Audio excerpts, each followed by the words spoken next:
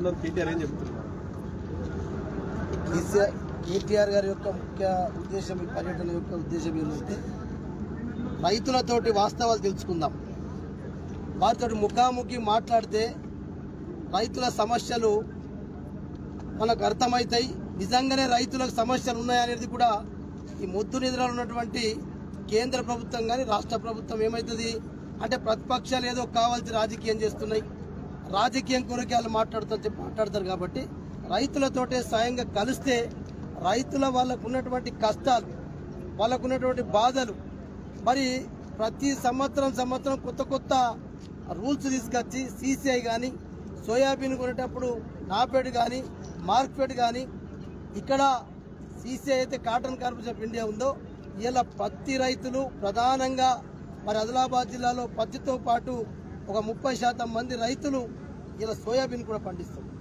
అంటే ఇలా పత్తికి ఇప్పుడు మీరు అన్నట్టు ఈ కపాస్ కిసాన్ యాప్ తీసుకురావడం వల్ల అంటే రైతుల దగ్గర ఉన్నటువంటి పత్తిని మేము మొత్తం కొనలేము అనే మాట చెప్పలేక బొమ్మనలేక పొగబెట్టినట్టున్నటువంటి పరిస్థితి.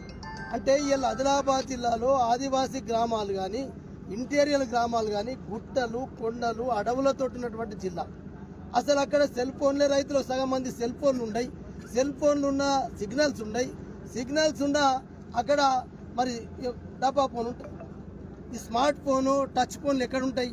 కాబట్టి ఇది కిసాన్ యాప్ ఎత్తివేయాలనేది ప్రధానమంత్రి డిమాండ్తో పాటు తేమతో ఎకరాకి 7 క్వింటాలు కొనుగోలు చేయడము, తేమ శాతం సడలించకపోవడం కూడా ఎట్లా మేము ప్రధానమైనది ఏంటి తేమ. ఇవాళ ఇక్కడనే ఆదిలాబాద్ మార్కెట్లోనే చాలా మంది గుమస్తలు ఉన్నారు, ఈ మార్కెట్లో పనిచేస్తారు. మేము ఆ ప్రభుత్వం ఉన్నప్పుడు ఇక్కడ CCI వాళ్ళతో అండర్స్టాండింగ్ చేయించి ఇది అడవుల జిల్లా, తేమ ఇప్పుడు 8 కంటే ఎక్కువ ఉష్ణోగ్రత పడిపోతున్నది, 8 డిగ్రీల కంటే ఎక్కువ. మరి ఇలా 6 ఉన్నది, మరి 6 ఉన్నప్పుడు 8 నుంచి 12 పత్తికి ఎట్లా ఉంటుంది తేమ చెప్పండి? ఉంటుంది, ఖచ్చితంగా ఉంటుంది. ఇలా 6 డిగ్రీల టెంపరేచర్ పడిపోయింది. 6 డిగ్రీల పడిపోయిన టెంపరేచర్ ఉండడం వల్ల ఇలా పత్తి రోజుకి ఇంకా తేమ పెరుగుతుంది. కాబట్టి తేమతో సంబంధం లేకుండా గతంలో డిసెంబర్ 31 వరకు ఆ రకంగా కొనిపించినాము. ఇదే మార్కెట్లో కొన్నారు. ఇప్పుడు ఎందుకు కొనిపిస్తలేరు? ఇక్కడ స్థానికంగా పార్లమెంట్ సభ్యుడు భారతీయ జనతా పార్టీ ప్రజలు గెలిపించారు, రైతులు కూడా ఓట్లేసారు, ఎమ్మెల్యే కూడా ఓట్లేసి గెలిపించారు. ఇద్దరుంటే మరి ఇద్దరు కూడా పార్లమెంట్ సభ్యుడు మాట్లాడాడు, ఎమ్మెల్యే మాట్లాడాడు.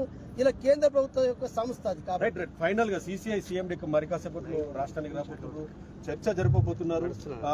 ఒకవేళ చర్చలు సఫలం కాకపోతే మీరు ఇప్పటికి 21వ తారీఖు నాడు ధర్నాకు పిలుపునిచ్చారు, ఇంకా ఏం చేయబోతున్నారు రైతుల పక్షాన్ని? మేము నిరంతర ప్రక్రియ కొనసాగుతుంది. ఈ L1, L2, L3 పేరుతో ఏదైతే ఇలా కాటన్ మార్కెట్ బంద్ పెట్టింది, ఇలా సోయాబీన్ మార్కెట్ కూడా ఈ రోజు బంద్ పెట్టింది.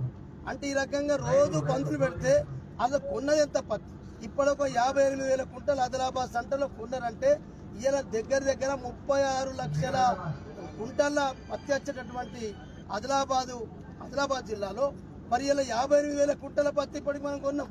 అంటే ఇలా వీటి వల్ల తేమ వల్ల ప్రధానంగా 10 ఆల్రెడీ 13 కుంటలు తీసుకున్నారు. ఇక్కడ 13 కుంటలు నిరుడు తీసుకుంటే ఈ 7 కుంటలకు ఎందుకు రావాలా?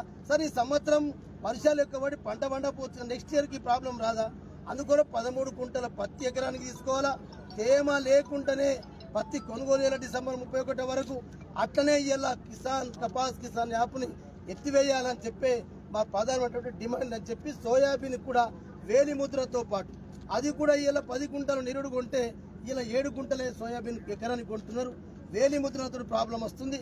గతంలో ఒక కుటుంబ యజమాని అయితే ఆ కుటుంబంలో 4-5 పట్టుదారులు ఉంటే కూడా ఆ ఒక రైతుతోటే ఆ పని అయిపోయేది. ఇలా 2 సార్లు ఇలా నేను ఇక్కడ లేడీస్ వచ్చిన పాపం, మేము కొడుక ఇప్పటిదాకా ఈ మార్కెట్కి రాలే, మాకు ఈ పరిస్థితి తెలియదు.